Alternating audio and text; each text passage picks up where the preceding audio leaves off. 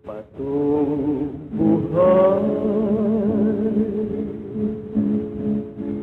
ay dakilang manunubos mula sa kanyang tubig ng buhay ang Diyos. Patong buhay ay si Kristong manunubos, walang bayad, tubig ng buhay ay handog. Naririto na naman po ang mga Kristiyanong naliwanagan sa mga salita ng Diyos upang muling maganyayang makinig dito sa ating programang Bible Study on the Air. Tayo po ay manalangin. Ama, narito na naman po kami upang humingi sa inyo ng espiritual na pagkain at maging karapat-dapat po sana ang aming kababaan upang maintindihan namin ang mga salitang sa iyo lamang manggagaling at hindi sa kanino mang tao. Ito po ang aming hinihingi sa pangalan ng aming Panginoong Jesucristo. Amen. Narito po ang ating kapatid. Kami po ang mga Kristiyanong naliwanagan sa mga salita ng Diyos na noong una, bagamat hindi pa kami nagpakababa sa harapan ng Panginoon, pero kami po ay nagbabasa ng banal na aklat. Yan po ay aming inuunawa para aming malaman ang kagustuhan ng Diyos. Dahil po nabasa namin kailangan isuko ang buhay sa Panginoon, gayon nga po ang aming ginawa. Kaya walang oras na hindi namin siya pinupuri at palagi kaming nananalangin sa Kanya dahil isinuko namin ang aming buhay sa Panginoon. Lahat ng bagay ay ipinapaubaya namin sa Kanya. Kung kami ay mayroong problemang pinansyal, sinasabi namin sa Kanya, nakakatanggap naman kami. Kung kami ay walang makain, humihingi kami sa Kanya at natatanggap naman namin yan. At kung kami ay mayroong karamdaman sa aming sarili, hinihingi namin sa Kanya ang kagalingan. Gumagaling naman kami. Yun ang aming nakikita, na ang Diyos ay tumutugon sa aming mga hinihingi sa Kanya dahil nga isinuko namin sa Kanya ang aming buhay. Kaya po lubos ang pagpupuri namin sa Panginoon at inaangkin na ang Panginoong Jesucristo, Siya ang tagapagligtas at Panginoon ng aming buhay. Pero nabasa po namin ipinasulat ng Diyos kay Isaias sa Isaias 55:8 na ang pamamaraan pala ng Diyos ay iba sa pamamaraan ng tao. Doon po namin nakita na ang ginagawa namin ay pamamaraan lamang pala ng tao at hindi ang pamamaraan ng Diyos. Dahil kung talagang tinatanggap namin ang Panginoong Jesucristo bilang Panginoon at tagapagligtas ng sarili naming buhay, bakit kami nare-rebuke sa John 8:19 na sinasabi mismo ng ating Panginoon, kung kakilala ninyo ako, dapat din ninyong kilala ang aking Ama. Doon po kami nabagabag at nasaktan sa Kanyang sinabi, wala kaming magawa, kundi iyuko namin ang aming sarili na sa nakita ng ating Panginoon, yun pala ang tunay na pagpapaubaya sa Kanya. Kaya kasunod noon, Siya ay nagpakilala sa amin. At bagamat noon ay inaangkin at sinasabi namin kami ay born again na, pero sa harapan ng Panginoon, hindi pa pala. Dahil ang pagkakilala namin sa ating Panginoong Jesucristo ay galing lang sa tao o sa aming mga mangangaral, na ngayon ay nakita namin para pala makilala ang Panginoong Jesucristo ay nangangailangan ng isang himala, katulad ng pagkakilala sa Kanya ni Simon Pedro. Nang tanungin siya ng ating Panginoong Jesucristo kung sino siya, sumagot si Pedro, ikaw ang Kristo, ang anak ng Diyos na buhay. Ang sabi ng Panginoon sa kanya, Pedro, hindi yan galing sa iyong laman at dugo, galing yan sa aking Ama na nasa langit. Hindi po ba ang ipinagkakaloob ng Diyos ay himala. Kaya ang pagkakilala ni Pedro sa ating Panginoong Jesucristo na galing sa Diyos, yun pala ay isang himala. At katulad ni Pedro, ngayon pa lang kami nakatanggap ng tunay na himala galing sa Diyos. Yun ang pagkakilala namin sa ating Panginoong Jesucristo. Kaya ngayon po ay hindi na kami nasasaway sa John 8:19. Dahil kung noon, kung hindi namin kayang sabihin kung sino ang nag-iisang Diyos ni Abraham at ni Moises, at sino ang nag-iisang Diyos na sinasamba ni Pedro at ni Pablo, nagliwanag na po sa amin ngayon. Muli kaming ginawa ng himala ng Panginoon. Bigla po kaming nagtaka sa aming sarili kung bakit biglang nag-iba ang aming pakiramdam sa hindi pala namin nalalaman. Kami ay pinagkalooban ng espiritual na buhay. Kung noon kami ay mayroon lamang isang buhay, yon ang aming physical na buhay. Pero ngayon, binigyan kami ng Diyos ng isa pang buhay. Ito ay ang espiritual na buhay, na lubhang napakahalaga dahil sa espiritual na buhay pala, doon lamang pupwedeng makikipag-ugnayan ang Diyos sa tao. At dahil noon ay wala kaming espiritual na buhay, sa mata ng Diyos ay hindi man pala kami nakikipag-ugnayan sa Kanya o wala pala kaming ugnayan sa Kanya.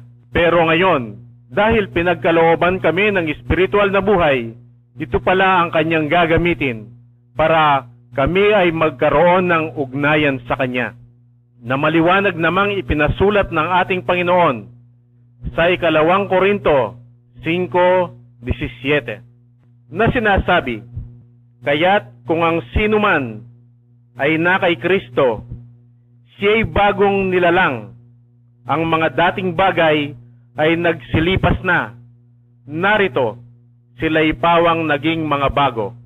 Tayo po ay tatalakay na naman ng isang kahilingan na ating tinanggap sa pamamagitan ng text. Basahin ko po sa inyo. Ako ay taga-subaybay ng inyong radio program. Maaari po bang talakayin ninyo ang nasa Lucas 16:16 at iyong nasa Efeso 4:11? Parang lumitaw na may kontradiksyon. Salamat po. Kung atin nga pong babasahin itong Lucas 16:16, makikita natin na para bang yung mga propeta ay hanggang kay Juan lamang.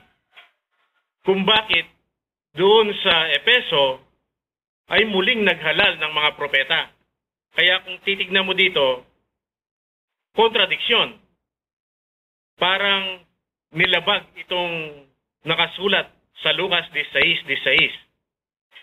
Atin po ngayong basahin itong hiniling sa atin na sinasabing magkakontradiksyon para tayo mismo ang makarinig kung bakit parang mayroon ngang kontrahan na nangyayari. Narito po ang Lucas 16:16. Ang kautusan at ang mga propeta ay nanatili hanggang kay Juan. Mula nooy ang ebanghelyo ng kaharian ng Diyos ay pinangaral, ang bawat tao ay pumapasok doon na nagpipilit. Dito naman po sa Efeso 4:11. At pinagkalooban niya ang mga iba na maging mga apostol, at ang mga iba'y propeta, at ang mga iba'y ebangelista, at ang mga iba'y pastor at mga guro. Kapatid, dahil hindi naman kaila sa mga tagapakinig natin na palagi naman nating sinasabi dito sa ating programa na noong panahong hindi pa tayo nagpakababa sa harapan ng Diyos, tayo rin ay nagbabasa ng banal na aklat dahil sa kagustuhan nating malaman ang ibig ng Panginoon at para ito'y ating masunod. Kaya sa pagbabasa natin ng banal na aklat, inuunawa natin yan. Kung hindi man, itinatanong natin yan sa ating mga mangangaral dahil sa ating paniniwala noon. Sila ay binigyan ng Diyos ng kakayahang magpaliwanag sa kanyang mga salita o kayang unawain ng kanyang mga salita dahil sila ay nag-aral sa mga iba't ibang Bible schools sa napakahabang panahon. Pwede kaya nating ibahagi sa ating mga tagapakinig kung ano ang kanilang ipinangaral tungkol dito sa ating mga binasang mga salita ng Diyos.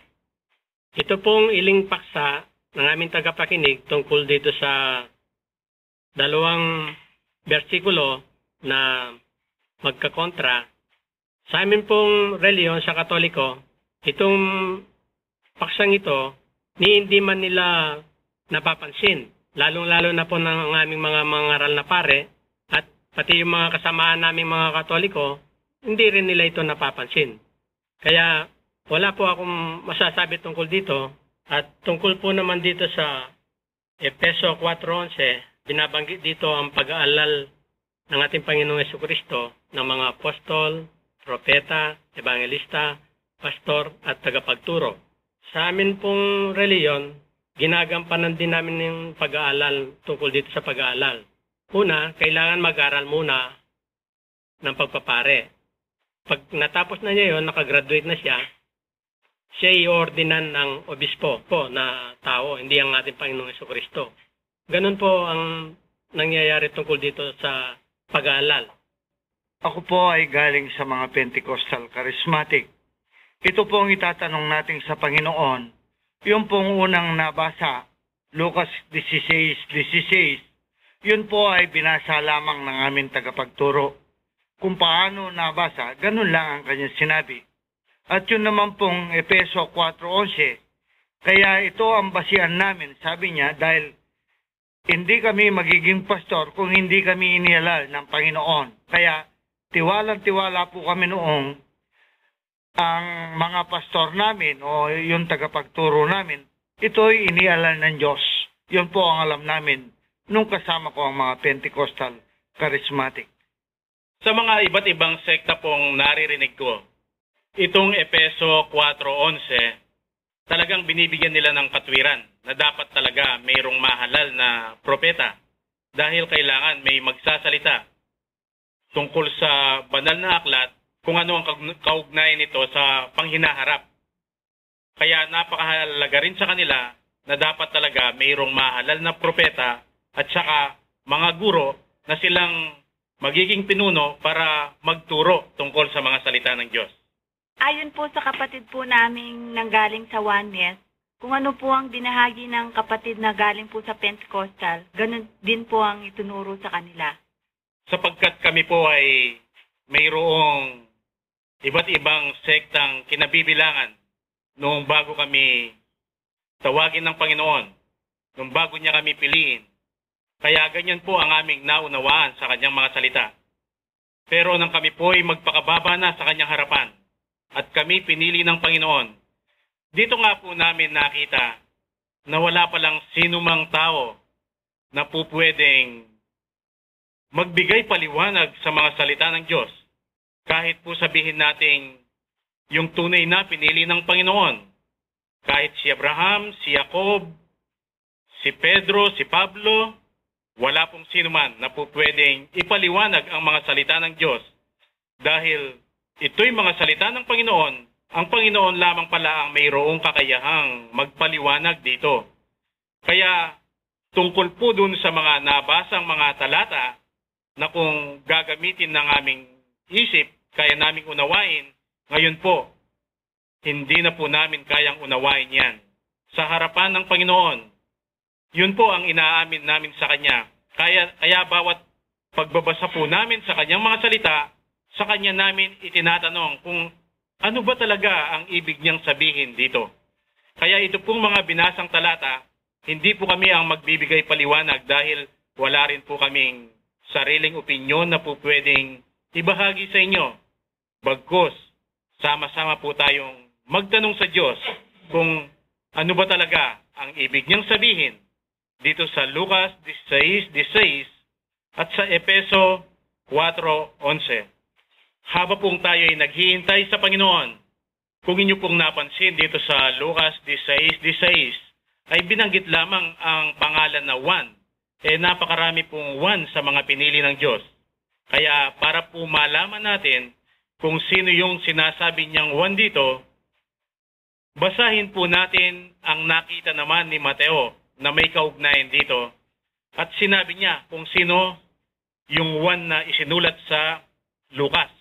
Ito po'y nasa Mateo 11, magmula 12 hanggang 13. Matthew 11:12 hanggang 13. Mula sa mga araw ni Juan Bautista hanggang ngayon, ang kaharian ng langit ay nagbabata ng karahasan at kinukuha ng sapilitan ang mga taong mararahas. Sapagkat ang lahat ng mga propeta at ang kautusan hanggang kay Juan ay nagsipanghula. Binabanggit po dito na ang kautusan at ang mga propeta ay hanggang kay Juan lamang. Ano po kaya ang ibig sabihin ng Panginoon dito na ang mga propeta ay hanggang kay Juan lamang? Nahayag po sa atin kanina na ito nga palang tinutukoy na Juan dito ay si Juan Bautista. At kung bakit nga sa napakaraming pinili ng Panginoon magmula nung lumang tipan, bakit ang binanggit dito ay si Juan Bautista? Ano ba ang mensahe ngang nais iparating sa atin ng ating Panginoon? Tingnan po natin ang katangian ni Juan Bautista. Ito po, nalalaman nating lahat na si Juan Bautista, nang makita siya o makaharap ng ating Panginoong Jesucristo, siya ay nagbibinyag sa tubig. Inilulubog niya yung kanyang binibinyagan sa tubig. Yun po ang kilala nating Juan Bautista na malinaw nga ang nakasulat. Pero dahil nalalaman po natin, ang sabi nga sa Marcos 4:34, ang Panginoong Jesucristo ay hindi nagsalita ng hindi sa talinhaga. Kaya yun po palang pangyayaring ginagawa ni Juan Bautista, ito pala'y talinhagang salita ng Diyos na nangangailangan ng kapahayagan para lalo nating maunawaan kung ano ba ang ibig sabihin nito. Sa atin po, napakalinaw ng tubig. Kaya nga, nakikita natin ginaganap yung pagbinyag ni Juan Bautista. Nandoong, dahil lang alam nating tubig, yung niinom natin, yung mineral water, o kaya yung mga nasa swimming pool, nasa dagat. Kaya kung minsan makakita tayo ng mga taong binibinyagan sa dagat o kaya sa swimming pool at tinutularan yung ginagawa ni Juan Bautista, inilulubog din nila sa tubig yung taong kanilang binibinyagan. Tingnan po natin ang ipinasulat ng Diyos sa Efeso 5:26 para ating malaman kung ano yung sinasabi niyang tubig kung saan ay inilulubog ni Juan ang mga taong kanyang binibinyagan, na sa harapan ng Panginoon na ang ibig pala niyang sabihin sa tubig, ito ay tumutukoy sa salita. Efeso 5:26. Upang kanyang pakabanalin ito, na nilinis sa pamamagitan ng paghugas ng tubig na may salita. At para po lalo tayong gabayan ng Panginoon kung ano ba yung sinasabi niyang salita rito, ating puntong hayaan itong nakausap ni Pablo na mga alagad ni Juan Bautista. Ayon sa kanila, bagamat sila ay nabinyagan na ni Juan Bautista, pero hindi man nila narinig na naibigay sa kanila ang banal na Espiritu. Basahin po natin ang Gawa 19:2. Gawa 19:2. At sa kanila'y sinabi niya, tinanggap ba ninyo ang Espiritu Santo nang kayo magsasampalataya? At sinabi nila sa kanya, hindi man lamang namin narinig na may binigay na Espiritu Santo.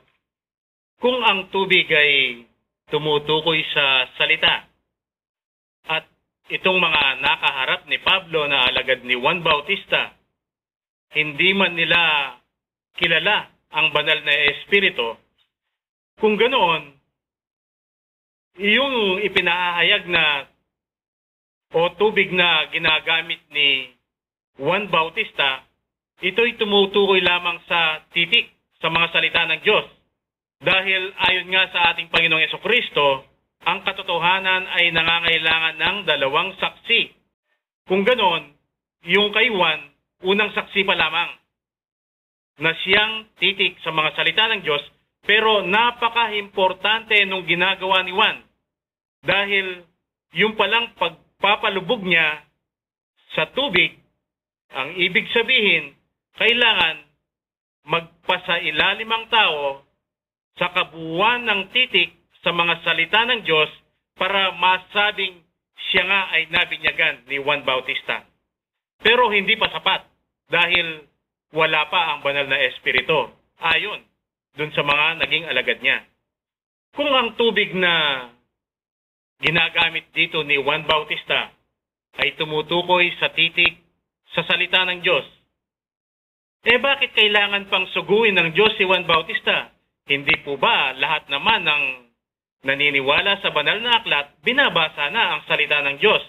Bakit kailangan pang isugo si Juan Bautista tungkol sa pagbibinyag sa tubig? O bakit kailangan pang sabihin ni Juan ang salita ng Diyos?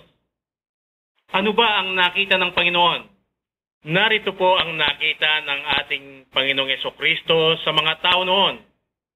Kung ano ang ginawa sa kanyang mga salita na inihalin tulad ng ating Panginoong Jesucristo sa 100. Basahin po natin kung ano ang ginawa nila sa daan at kung ano naman ang gagawin ni Juan Bautista doon sa daan. Lucas 3:4-5.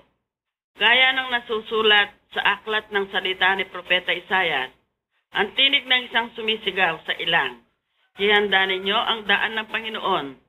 Tuwirin ninyo ang kanyang mga landas. Lahat ng libis ay tatambakan at pabababain ang bawat bundok at burol. At ang liko ay matutuwid at ang mga daang baku-bako ay mga papatag. Kapatid, noon binabasa din natin ito.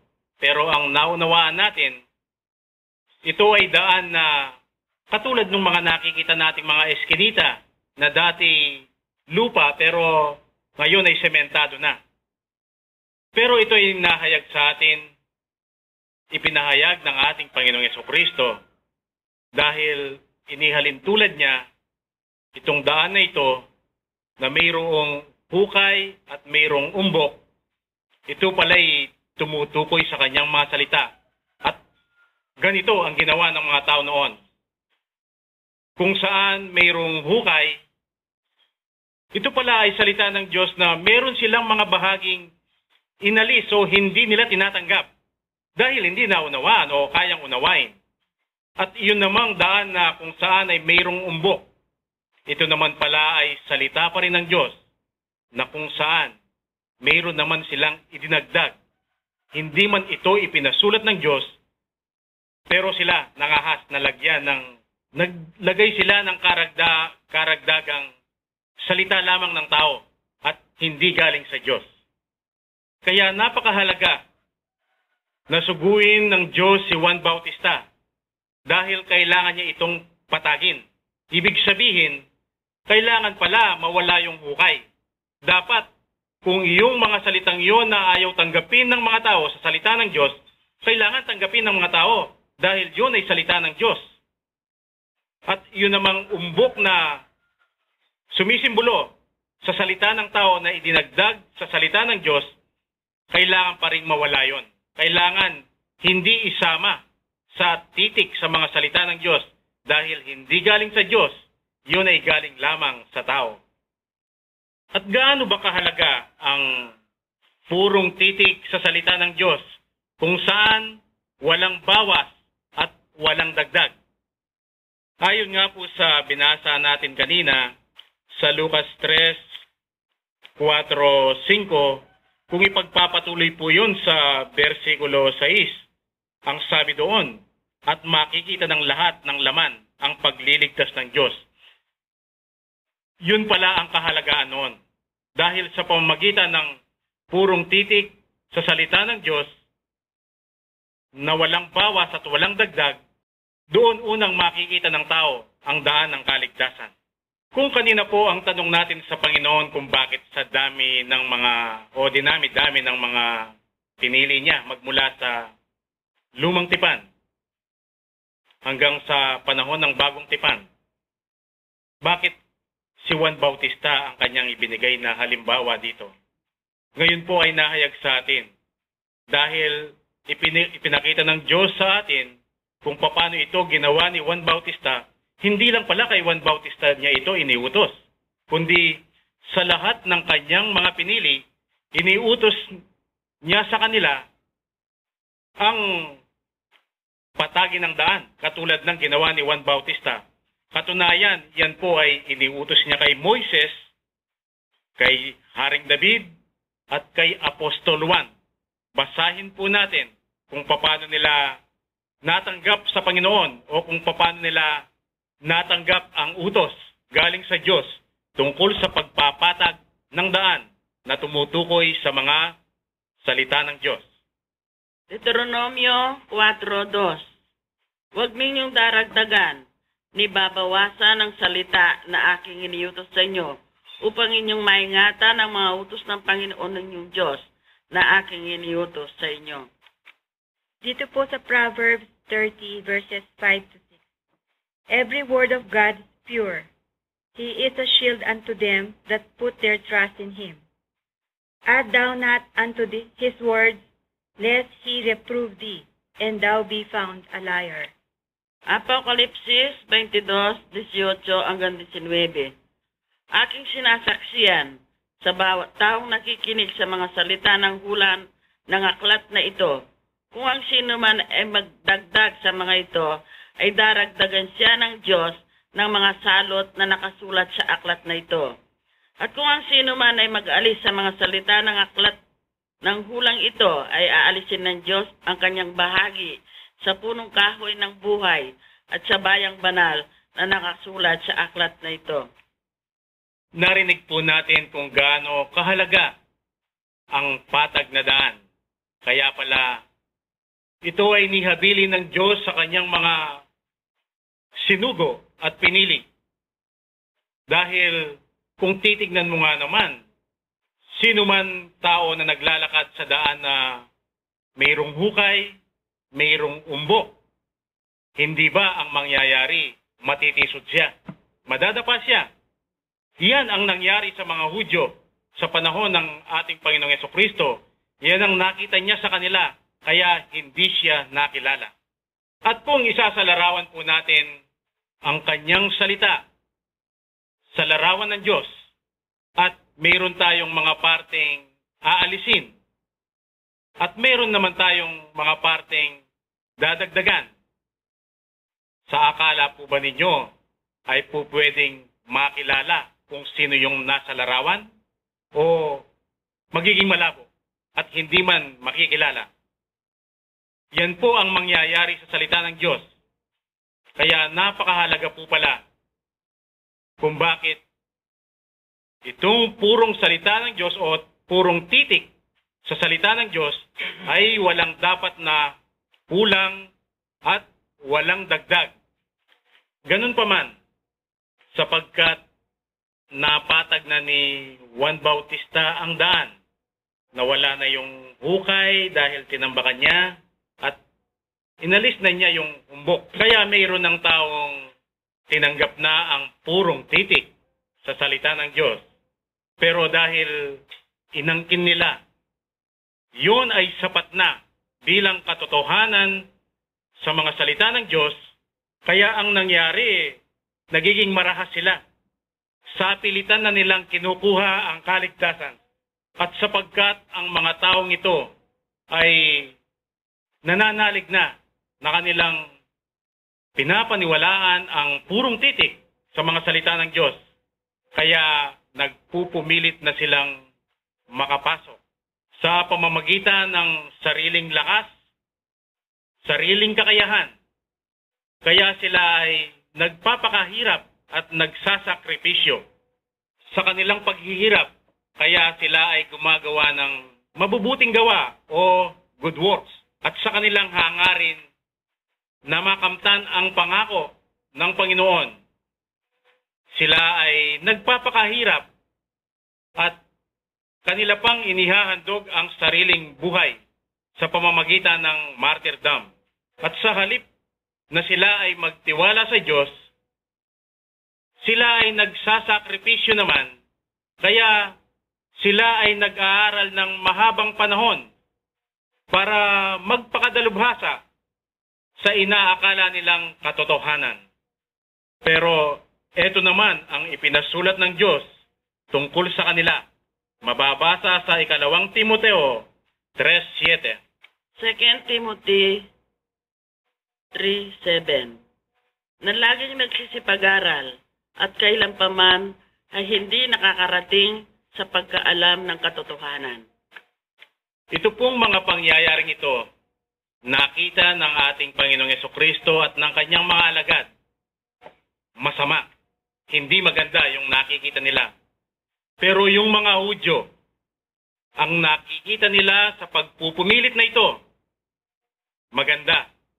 Dahil yun ang kanilang batayan bilang pagpupumilit para makapasok sa kaharian ng Diyos sa langit sa pamamagitan ng mga sakripisyo at saka yung good works. Yun ang kanilang nakikitang maganda na batayan para sila ay makapasok sa kaharian ng Diyos. At nandyan din ang mga seremonyas na kanilang ginaganap at nakikita din nilang magaganda. Kaya patuloy nilang ginagawa dahil yun ang isa sa pagpupumilit nila na makapasok sa kaharian ng Diyos sa langit.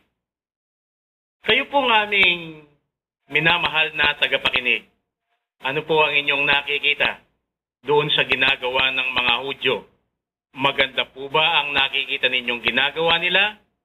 O ang nakikita ninyo sa ginagawa nila ay masama, katulad ng nakikita ng ating Panginoong Jesucristo at ng kanyang mga alagad? Lahat po siguro tayo sasabihin natin, aba, masama yung ginagawa nila. Dahil kung ano ang nakikita ng ating Panginoong Jesucristo at ng kanyang mga alagad, yun ang ating nakikita. Pero dahil po ang salita ng Diyos ay hindi lumilipas kailanman, tignan po kaya natin sa ating panahon kung tunay nga yung nakikita ng ating Panginoong Jesucristo ay nakikita rin natin. Ano po ba ang nakikita ng mga tao ngayon at inaakin din tungkol sa pagbibinyag? Hindi po ba naniniwala tayo kaya tayo nagpapabinyag para matanggap natin ang banal na Espiritu? Tignan po natin at balikang muli itong nakaharap ni Pablo kung saan sila ay tunay na nabinyagan sa tunay na pinili ng Diyos kay Juan Bautista. Pero pakinggan po natin sa kanila kung sa pamamagitan ng pagbinyag sa kanila ni Juan Bautista ay natanggap nga ba nila ang banal na Espiritu? Gawa 19:2. At sa kanila'y sinabi niya, tinanggap ba ninyo ang Espiritu Santo na kayo magsasampalataya? At sinabi nila sa kanya, hindi man lamang namin narinig na may binigay na Espiritu Santo. At sinabi niya, kung gayo'y sa ano kayo binautismuhan? At sinabi nila, sa bautismo ni Juan. Uulitin po natin. Ang mga tao ngayon, o ang nakikita ng mga tao ngayon, kaya sila nagpapabinyag, ay para matanggap ang banal na Espiritu. Pero ito pong ipinahayag ng Diyos sa atin ngayon tungkol dito sa mga alagad ni Juan Bautista na kausap ni Pablo. Sila ay nabinyagan ni Juan Bautista.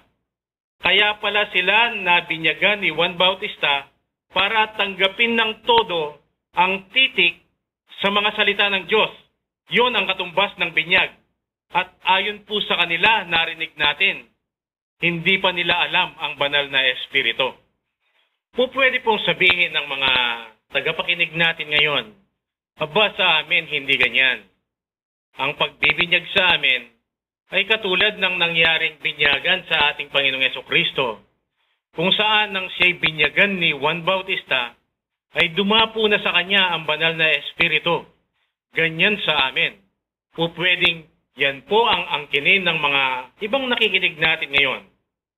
Huwag po natin kakalimutan, bago dumapo ang banal na Espiritu sa ating Panginoong Hesukristo, ay nabinyagan nga siya ni Juan Bautista. Tunay nga po kayang ang mga tao ngayon ay nabinyagan sila katulad ng pagbibinyag ni Juan Bautista, na kung saan ay inilulubog niya sa tubig ang kanyang binibinyagan, na yun naman pala ang pagtanggap sa kabuuan ng titik sa mga salita ng Diyos. Pwedeng sabihin ng mga tao ngayon, aba, talaga namang tinatanggap namin ang kabuuan sa titik ng mga salita ng Diyos, kaya nabinyagan din kami katulad ng pagbibinyag ni Juan Bautista. Dahil kami ay full gospel at yan ang ipinangangaral namin sa mga tao. Tignan po natin kung talagang ang mga tao ngayon ay totoo ngang tinatanggap nila ang kabuuan ng titik sa mga salita ng Diyos. Hindi po ba maliwanag na sinasabi sa John 6:63, ang laman ay walang pakinabang sa mga salita ng Diyos? Tunay nga bang tinatanggap ng mga tao ngayon na walang pakinabang ang katawan sa mga salita ng Diyos? O yan talaga ang hinihingi sa Diyos? At malinaw din pong nakasulat sa Santiago 1:5 hanggang 8, kung saan ang sinasabi ng Diyos, kung kayo ay nangangailangan ng karunungan, humingi kayo sa Diyos. Tinatanggap po ba yan ng mga tao? O ang ginagawa ng mga tao ay, ang sabi nila, imposible.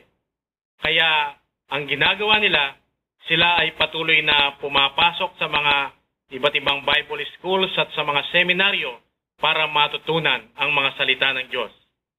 Yung pong sa 2 Korinto 4:18, kung saan ang gusto ng Diyos ay yung hindi nakikita ng mata, dahil daw po ang nakikita ng mata ay temporal, pero ang hindi nakikita ng mata, eternal.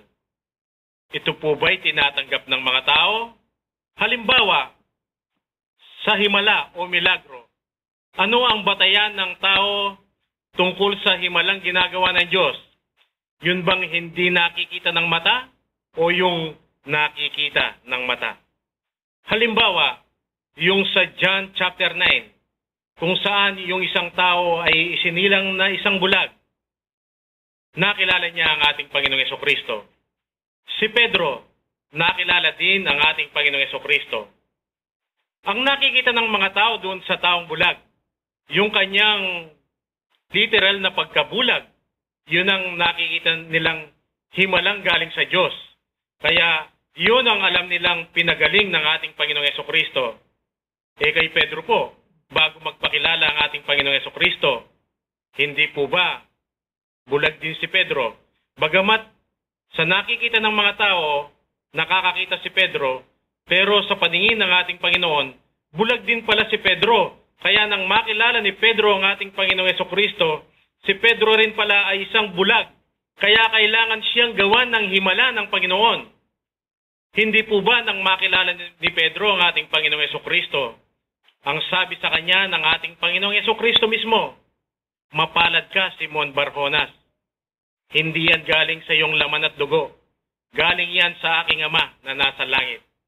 Hindi po ba maliwanag na ang tanging ipinagkakaloob ng Diyos ay himala? Kung ganoon, si Pedro pala, na dati isang bulag dahil hindi nakikilala ang Panginoong Hesukristo, pero nang makilala niya ang Panginoong Hesukristo, yun pala ay isang himala. Pero hindi nakikita ng mga Hudyo dahil sila ay bumabase sa nakikita ng kanilang mga mata.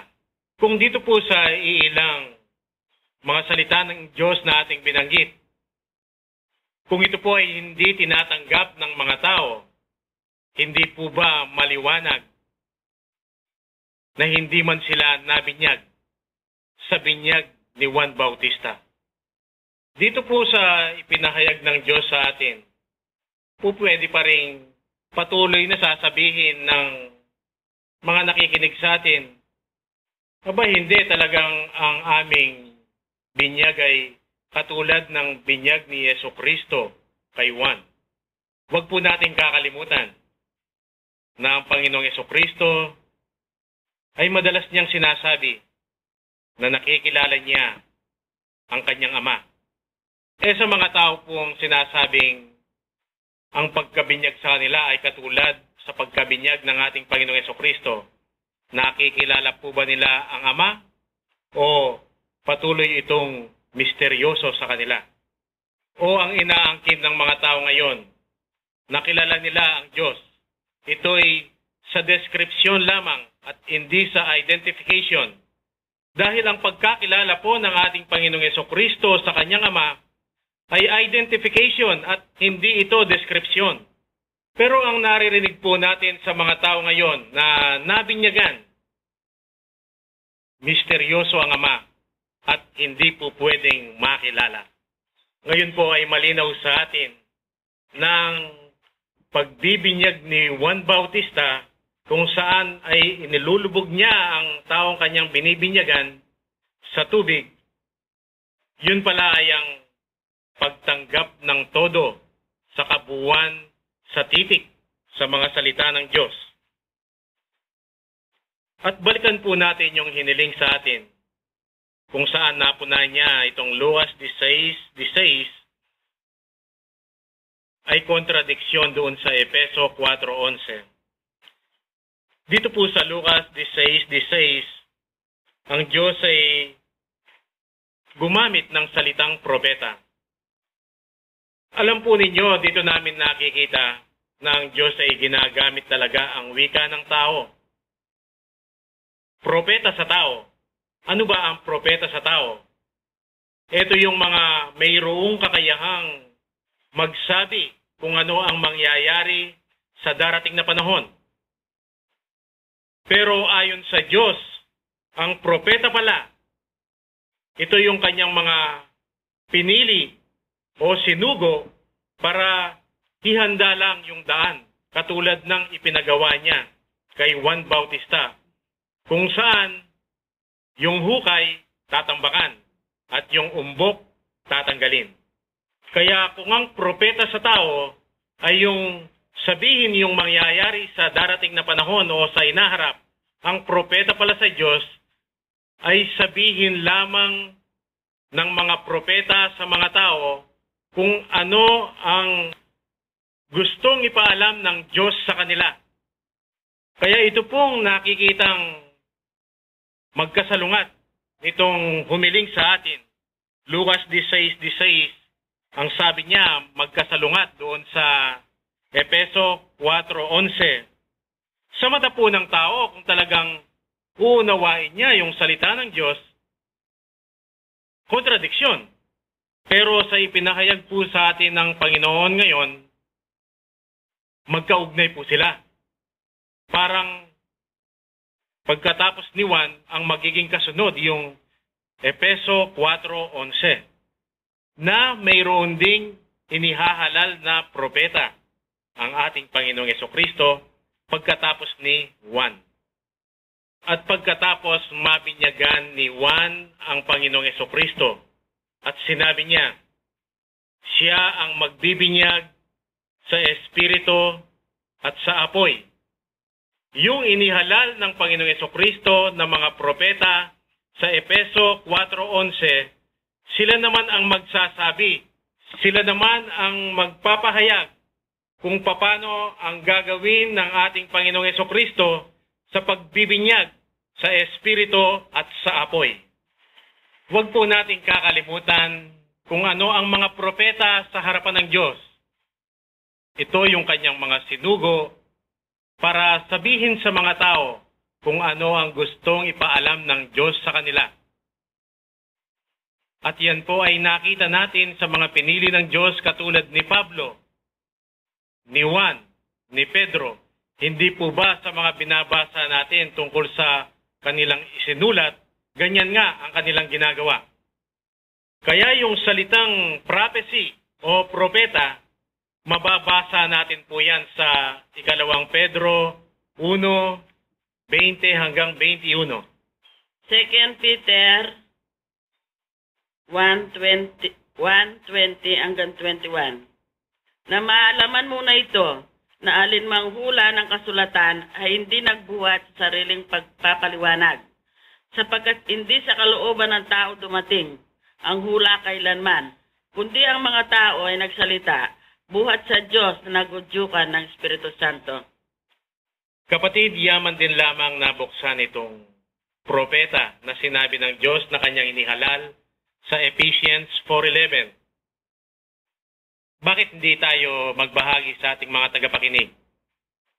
Nung panahong hindi pa tayo nagpakababa sa harapan ng Diyos, sino yung mga kinikilala nating propeta para sabihin nating sila nga ang inihalal ng Panginoon dito sa Efeso 4:11? Tungkol po dito sa mga propeta na nabanggit dito sa Ephesians 4:11, sa aming reliyon sa Katoliko, wala man po kaming nalalaman tungkol sa mga nakasulat na propeta dito. Ang nalalaman namin po mga propeta ay yung mga paring dalubhasa na marunong magsabi tungkol sa mangyayari sa hinaharap at mga obispo. Ganun po, mga pare. Yun lang po. Ako naman po ay galing sa mga Pentecostal Charismatic. Ito pong mga propeta ang alam namin sa Ephesians 4:11. Isa na po yan si Maurice Cerullo at yung pa pong iba't ibang evangelistang o nangungula kung anong darating sa huling panahon. Yun po ang mga alam naming tinutukoy sa 4:11 ng Efeso. Kapatid, ganyan nga yung naunawaan natin sa salitang propeta na noong una, akala natin yan ay isang titulo na nakakabit sa pagkatao ng ating mga tinitingalan na alam natin sila ay mga propeta dahil mayroon silang kakayahang magsalita sa mga pangyayari na darating. Yun ang paniniwala natin. Pero sa ipinahayag sa atin ng Panginoon, ito palang propeta ay ibang klase ang ipinaalam niya sa atin. Dahil naghalal nga siya ng propeta, ito'y sa kanyang mga pinili o sa kanyang mga sinugo lamang. At hindi ito isang titulo na pirming nakakabit sa kanyang pinili, kundi ito ay mayroon lamang iba't ibang oras na mangyayari. Dahil sa pagiging propeta ng isang pinili ng Diyos, mayroon palang oras na gagamitin ng Panginoon ng kanyang bibig para yung pahayag ng Diyos sa kanyang mga salita na titik ay lalabas. Pero sa oras na mawala na yun o matapos na, hindi na siya propeta. Pwedeng ibang kapatid naman ang gagamitin ng Panginoon. Dito ipinapakita ng Diyos walang pirming propeta sa atin para hindi magmalaki yung kanyang anak. Ganyan pala ang pagmamahal na ibinibigay ng Diyos at ganyan ang ipinapakita niya kung paano ang isang propeta ay kanyang inihahalal. Iyan po ang katumbas ng madalas ninyong marinig sa amin na kami ay mga speaker system lamang, kung saan wala rin po kaming kakayahan na magsalita at lalo po namin hindi nalalaman kung ano ang mangyayari sa hinaharap. Ang ginagamit lamang po ng Diyos sa amin ay ang aming mga bibig para ipahayag ang kanyang gustong ipaalam batay sa titik sa kanyang mga salita. Kaya kung mapupuna po ninyo sa aming pagsasalita dito, madiin. Dahil napupuna po namin o nadarama namin ang kapangyarihan sa mga salita ng Diyos na hindi po pwedeng sirain o salungatin ng sinuman. Kaya nga po, madalas kaming naghaanyaya sa inyo kung meron kayong mga puna. Ipadala po ninyo sa amin dahil nalalaman po namin yan ay makapangyarihang salita ng Diyos na aming ibinabahagi lamang sa inyo.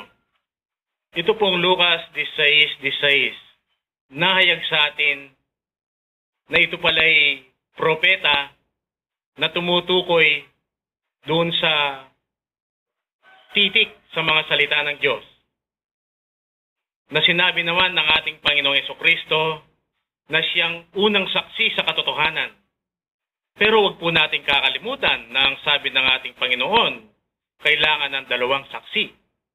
Kaya yun po palang nasa Ephesians 4:11 naman na propeta, yun naman ang gagamitin ng Diyos para ipahayag ang gusto niyang ipaalam base doon sa titik na sinabi naman ng Panginoon Jesucristo na siyang ikalawang saksi.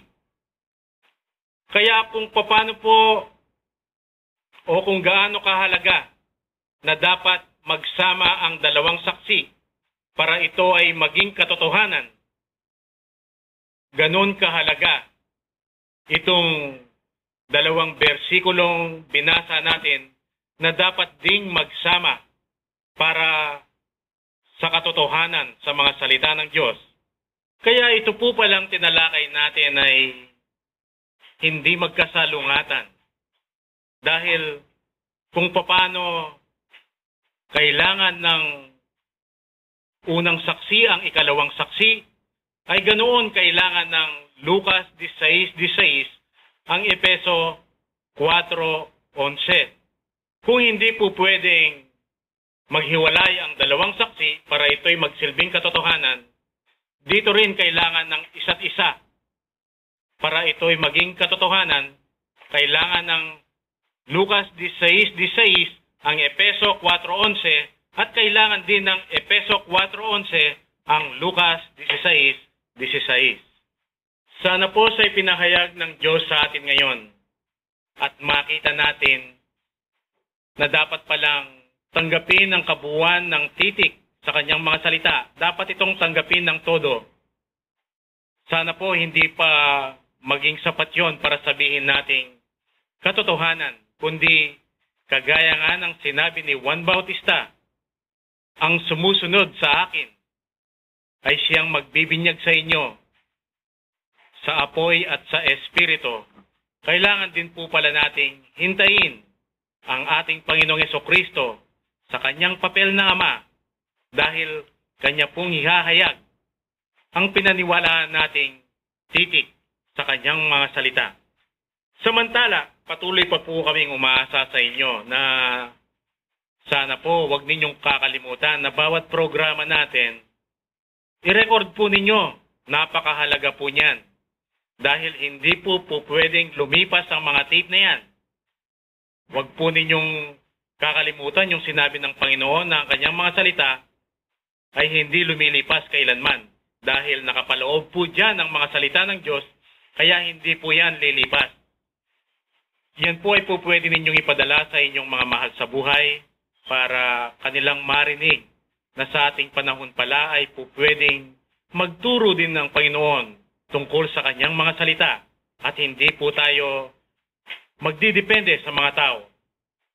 At yan po ay, at ang mga tape pong yan ay po pwede rin ninyong itago sa tamang panahon, pakinggan po ninyong muli. Pakinggan ninyo ng ulit-ulit dahil hindi po mauubusan ng mensahe ang Diyos na ibibigay sa inyo, lalo na't makikita niyang ang bawat nakikinig ay mayroong kababaan. Doon naman po sa internet, pwede pa rin po kayong magbasa ng mga articles natin doon.